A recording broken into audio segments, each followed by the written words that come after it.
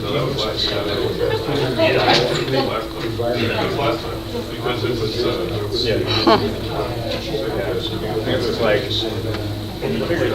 well, yeah. both contractors, probably one was just kind of rounded it off to thousands or something, right? And then someone else, somewhere there, they just was like $999, you know, like those last decimal, like, well, maybe I'll just, I don't know if they even had a thought, like, well, who knows, I'll just get a dollar less than, but you wouldn't never even,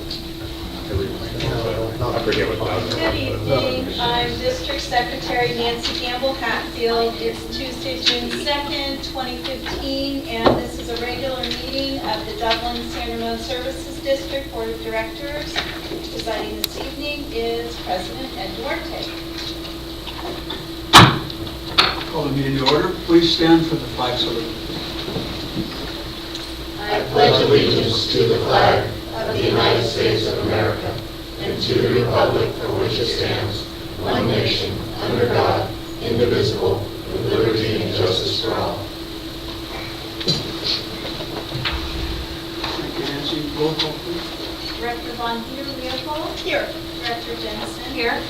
Director Talbot. Here. Vice President Howard. Here. President Duarte. Here. Special announcements. Nothing tonight, Public comment. At this time, those in the audience are encouraged to address the board on any item of interest that is within the subject matter jurisdiction of the board and not already included on tonight's agenda. Comments should not exceed 5 minutes. Is there anyone wishing to speak? I didn't receive any speaker cards, so we'll get on to reports then. Yes, President Duarte, members of the board, I'd like the previous several meetings we want to talk about. I'm going to be very brief today on the event calendar. It's looking very likely that we will not need a meeting on Tuesday, July 7th, first meeting in July. Do not cross it off your schedule yet, though, because it's possible some business comes up, particularly with regard to water conservation in fields and things like that. So if you guys don't, it's looking very likely we will not be that meeting. There's been no correspondence to the board since your last board meeting, and from staff's perspective, we can go through the agenda if you want. Moving on next to the approval of minutes for the regular meeting of May 19. I'll move approval. I'll second. Moved and seconded to approve the minutes for the regular meeting of May 19, 2015. All in favor? Aye. Opposed? Motion carries unanimously.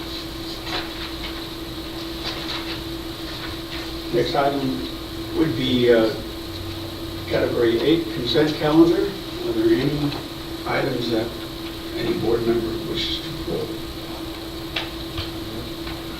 I want to pull item G. So, could I have a motion for items A through F? So we have the kids in the audience to discuss the kids in the audience to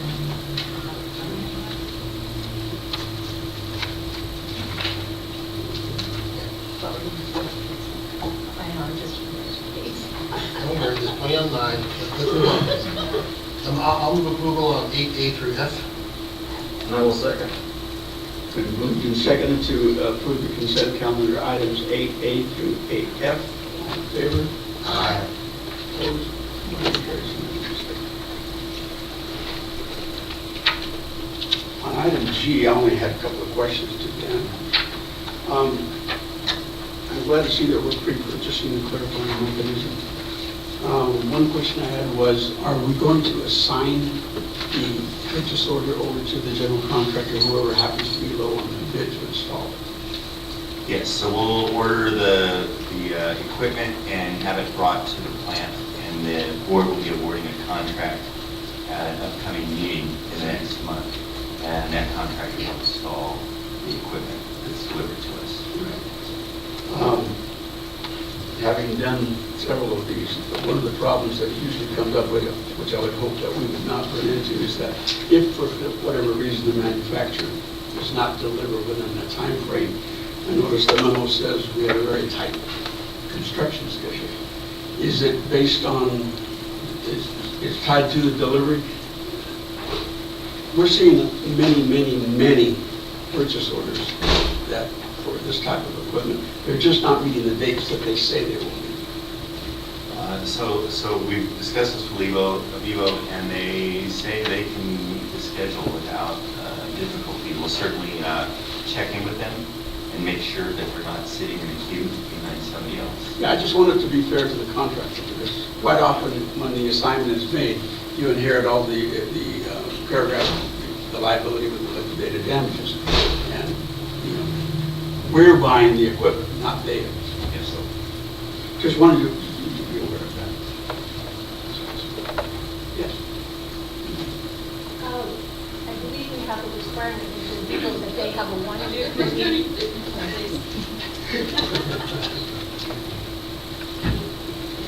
Project manager is Rudy Portugal, and he's told me that we have a 1 year period that with our agreement with them, that the mechanism has to show up in that 1 week. I don't know what the penalty is for that, but I do know we have it as a requirement of our purchase that it needs to show up within a particular 1 year period. But you don't have any liquidated damages in the purchase order until To review. I don't recall, I just remember him saying how he has some sort of requirement that happens, and I don't know if it's for liquidated damages or how he's doing it in the agreement. I can follow up with you. Okay, I'm just making that, you know, wanted staff to be aware of that, because that is too often the problem from the contract perspective. And I'm glad to see that we're buying the equipment early. That's really key. But it can cause problems later down the line, because the contractor will point at us and say, well, you're the one that bought the equipment. It's not only for the contractor, our plant staff will be on our case as well, so that's why we're making sure. Very good. That's all I have. Take the motion. I'll move that we approve item 8G. I'll second. It's moved and seconded to approve the consent calendar, item 8G. All in favor? Aye. Opposed? Motion carries unanimously. Now we have questions. No, it's just trying to explain what we're doing. Since we have classes in the audience, you want that you can talk more. Okay. We have plenty of talking. I can do it now. For those of you young folks in the audience, the consent calendar is a list of items that have been pre-analyzed by staff and recommended to the board. I guess you could call it a routine rubber stamp, if you will, meaning that there's no controversy in the items that are presented on the agenda, and that the board is recommended that we just give it our approval without discussing each and every item. I pulled item 8G, as you heard, because I had questions about how we're buying that particular piece of equipment. And if you have any questions on that, you're more than welcome to come up and ask. At that point, then, we'll move on to our regular board business. 9A. As President Gordon and members of the board, this is a standing item related to the drought management program, opportunity for the public to chat with you as their elected officials about how the program is working, and an opportunity for you to voice any concerns or ideas you might have to staff. We're always willing to listen to those. In this case, though, I have one thing I'd like to bring to your attention. I bring this to your attention mindful of the fact that we just dropped the whole drought management program during the last board meeting on May 19th. However, here's what happened. The governor, in his emergency proclamation, had a provision in there that said I can't quite get the word right, but essentially prohibited outdoor landscaping for newly constructed homes and buildings. That was in the governor's emergency proclamation on April 1st. The State Water Resources Control Board then, in their emergency regulations, said that with regard to new homes and buildings, everything must be in compliance with requirements set by the California Building Standards Commission. The Building Standards Commission had not yet acted as a commission. On May 19th, your drought ordinance said, parallel language with what the state board said, that all new development in the city of Norwood has to comply comply with the requirements of the Building Standards Commission. All good so far. Last Friday, the Building Standards Commission acted, and we're still, and it's a little bit complex what they did, but we're trying to understand it. But there's one particular item that jumped out at us, and that is for, and keep in mind that these requirements from the Building Standard Commission, adopted by the Building Standard Commission, are aimed at the builder, not the person that buys the house. It's at the builder. The moment the builder sells the house, there's no requirements for it. The Building Standards Commission has no authority. These are builder standards. During construction. During construction. The Building Standards Commission is requiring builders to have irrigation-based controllers on all new homes. There's a question as to when that requirement is triggered. We're trying to research that. The City of Dublin thinks it may not be triggered until the issuing or until the application for a new building permit, which means all the building that's going on in Eastern Dublin, if we accept that interpretation, is grandfathered in and is not affected by this. That's Dublin's interpretation. Another interpretation is that it's affected immediately and all new buildings going forward. So the question for you, and it's part A to it, long preamble. Part B is, you'll remember our enhanced rebate program.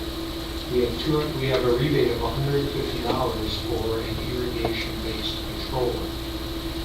I don't believe personally that it was the board's intent to make that rebate program applicable to a builder of the home. I believe that it was your intent to have that rebate program applicable to existing district customers. As it's written right now, and with all the assumptions I just laid out, it might be that if the builder came in for a 200-unit subdivision, he could apply for a rebate for all of those irrigation-based controllers. I don't think that was the board's intent when I'm seeking guidance. Certainly wasn't my intent. I'm sure that, at least that was not my No. interpretation. So we will address this at a future board. So you'll have a proposal. Very good. Anything else? Nope, that's it. Sorry for that, it's kind of complicated. It's important. Okay. Okay, item 9B. Good evening, President Forte and directors. On May 5th, the board reviewed a draft of the 10-year capital plan and the 2-year capital budget. The board had no significant changes to the proposed plan and budget. Some minor technical adjustments have been made to the plan and the budget, primarily shifting some money that we're not going to spend through the end of this fiscal year 15, but will roll over to the beginning of fiscal year 16. Those are all minor in nature. We did add a few illustrations to the project worksheets in the capital budget. Staff recommends that the board hold a public hearing, approve the 10-year capital plan, and adopt the 2-year capital budget. Staff's available to answer any questions.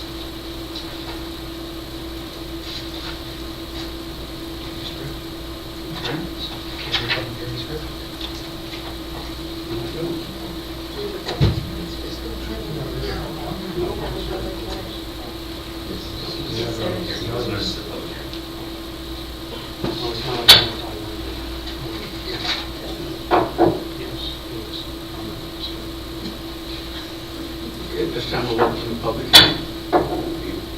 Commentary from the audience on the capital, the budget for the capital program.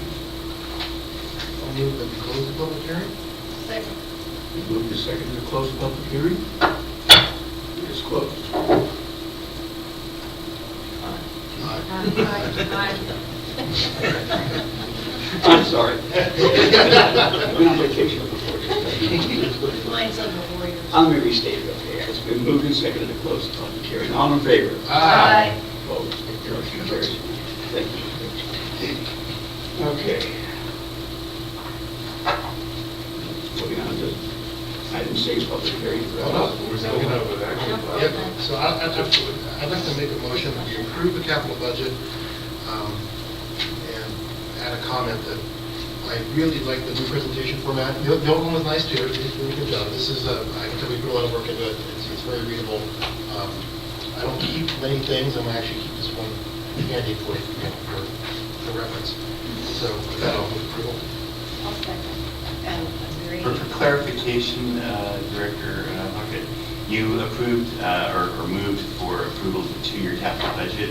Is the 10-year plan approval also? Oh, yes, I love the 10-year plan as well. So I'm going to approve for both the 2-year capital budget and the 10-year plan, or to get myself out of trouble, I'll move approval of the item as stated by staff.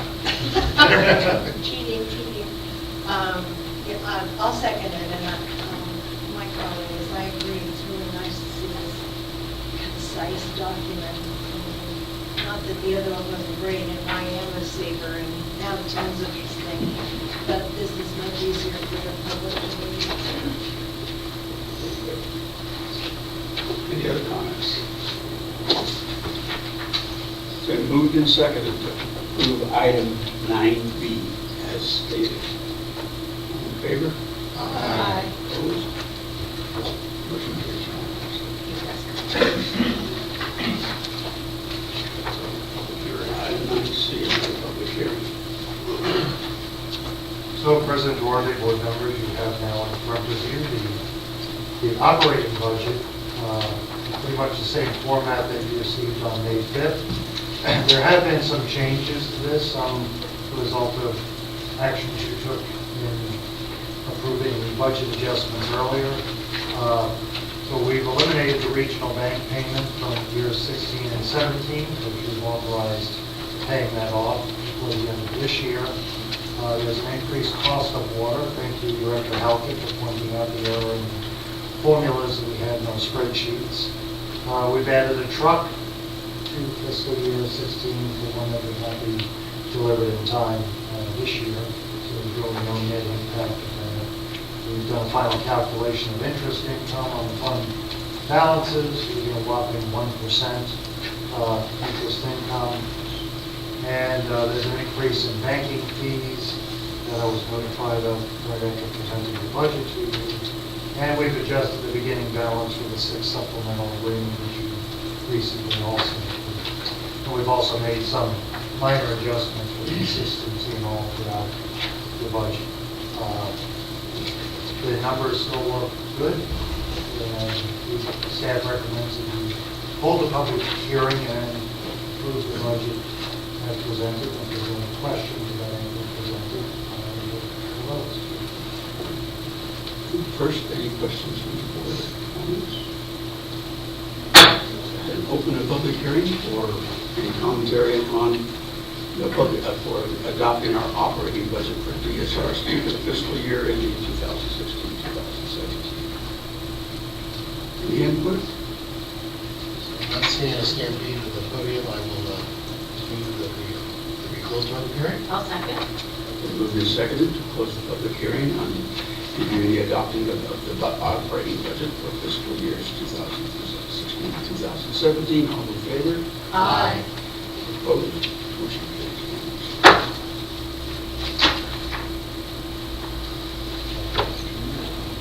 Public hearing. Now, motion to approve the resolution. I will move for approval.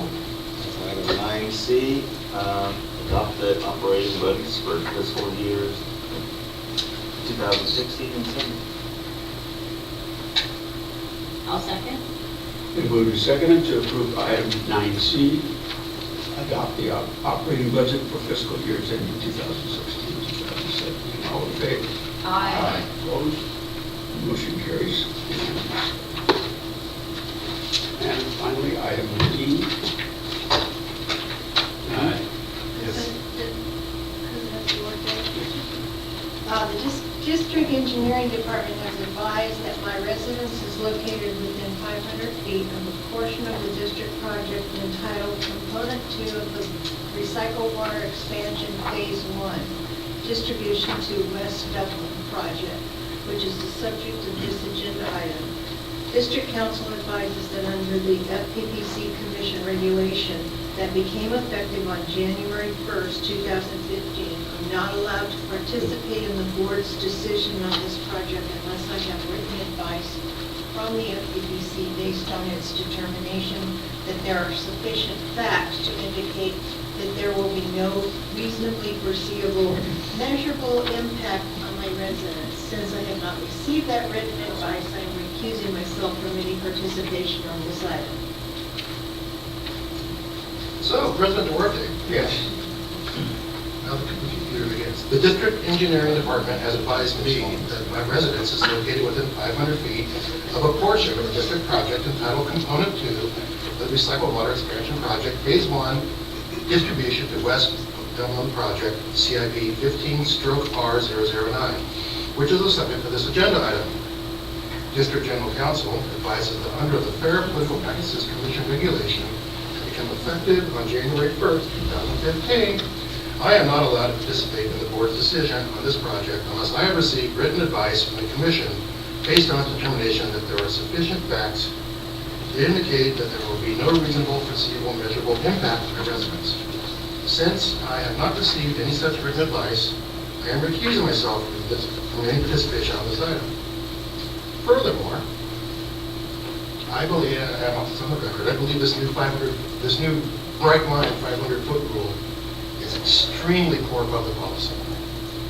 Basically, we're shifting all decision-making on what used to be an advisory guideline that we used the facts and circumstances to decide what we're going to do locally to a bunch of unelected officials in Sacramento that we meet once a month.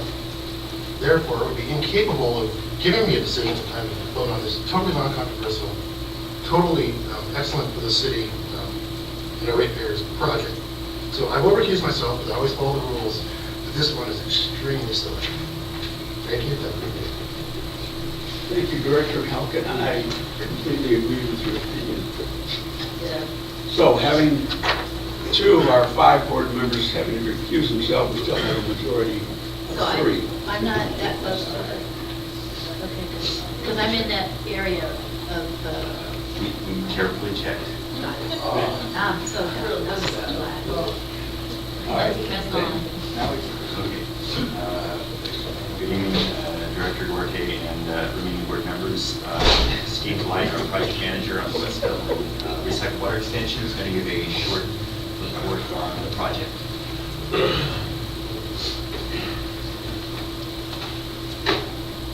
Good evening, President Duarte and members of the board. Tonight we're bringing to you a project that, as you just heard, has an extremely long title, the official title. And it's a project you've heard about quite a bit over the last, year or so, little bits and pieces here and there as we've been preparing for the project. But the project overall, just to remind you, is putting in approximately 16,500 feet of pipe through in West Dublin. It goes down some fairly major roads, Amber Valley Boulevard, San Juan Road, Dublin Boulevard, and all of Shannon Avenue. It's shown here on the map in the lighter color. You can see it's pretty expensive. This project will ultimately lead to the conversion of 40 sites west of 680 here in Dublin. Just would like to also point out that recycled water sales accounted for 20% of our water sales last year alone. This project will be adding to that percentage. It will be increasing that percentage with an offset of about 150 acre-feet of water annually once everything is completed. This project converts a lot of City of Dublin properties with enough properties that when it's done, it'll be offsetting about 16.7 million gallons of water annually from just the city alone. In the audience, we have a representative from the contractor, McGuire & Hester, Rob Grunt. They were the low bidder for this job. I can say that in a long time, this is the closest bid I've seen between the number 1 and number 2 bidder, with the difference between 1 and 2 of only $2,851, which is pretty good considering it's a $4.2 million job. We also have in the audience some representatives from HDR. They were the design firm and also the construction management and inspection firm for this job. A little bit unique on the inspection that we're proposing on this is the inspector is not only going to be watching our infrastructure, our pipe up above the pipe, but they're also going to be looking out for the City of Dublin's infrastructure with just one inspector. So they'll be watching to make sure the roads are put back right and all the compaction and everything is done. That way we get no duplication of inspectors, two of them standing there watching the same thing happening.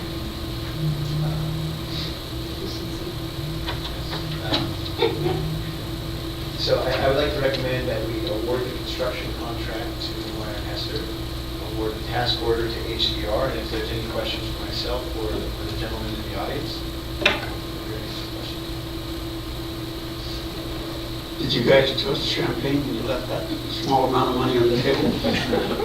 Actually, initially, no, because we didn't realize we were low immediately, because there was the award sequence included an alternate that kind of came to light afterwards. So, and there was a Labor Day weekend in the middle of all that, so it was sort of a slow realization. So are we also doing parallel work out on the streets with this? Will we be incorporating some of the work that's going on in the city of Dublin right now? All the work that they're doing right now is a separate paving project, and they delayed paving some of the streets that we're going to be working on because of this project. I think this is good. Excellent. We're excited. Any other questions? I'll move to approve the item 9D as is. Might be other side here. Been moved and seconded to approve the awarding of the contract in item 9D with the long title. Distribution to the West Dublin Project CIP 15-R009 to McGuire and Hester and authorized task order number 9 with HDR Engineering. All in favor? Aye. Opposed? Motion carries unanimously. I have one request. Can you just send me a copy of that map? I don't see it here, but I'd just like to have it. Yeah, can I have one? To get all the board members. Okay. I'd like to mention to the young folks in the audience, I think you're here either for a government, a cities class, we used to call it a cities class, a governmental class, whatever. You saw a good example of something that doesn't happen all the time, but in the interest of keeping we politicians, elected officials honest, and the key word being transparency. There's existing laws that state that if we have a conflict of interest regarding any business that the district transacts, we have to disclose that, and in fact, in this case, our two board members had to recuse themselves. In other words, not be able to vote on this particular item of business. So it's something you don't see here at every board meeting, but you saw it live tonight.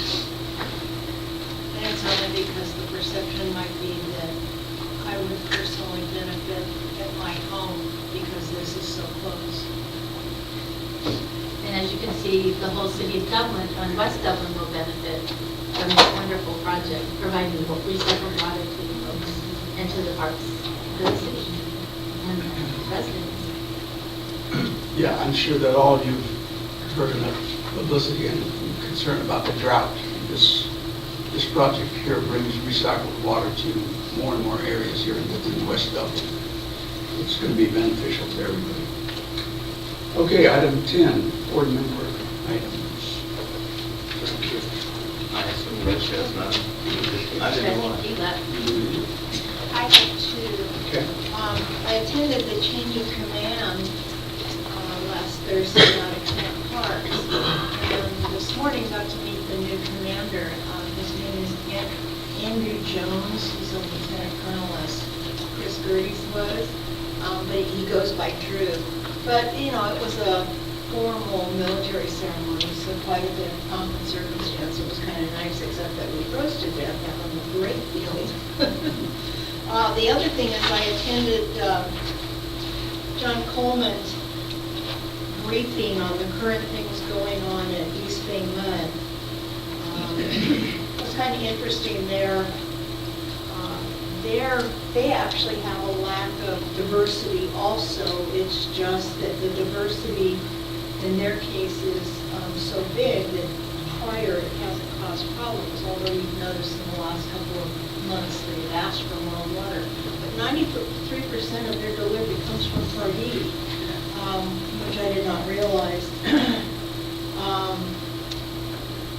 And 93% of their costs are fixed, so they don't have a lot of leeway when it comes to moving things around in the budget. He gave an excellent presentation, of course, being president of Aqua right now certainly helped. He can speak to the issues off the cuff. That's all I have. I too also attended John's event. It was, of course, I lived that world too, so it was very good. His presentation he was very well versed. He really provided some interesting provided the audience with some unique things that are going on at East Bay Mud, like we're looking for more water supply. There's more push for recycled water. There's some desal projects. So they really are reaching out to the public and other agencies and helping to get through the drought. And we're now in East Bay Mud is now in stage 4, so they're kind of experiencing this year what we went through last year. So it's all hands on deck. So, yeah, it was good. Any other board business, questions, input from staff? So hearing none, declare this meeting adjourned.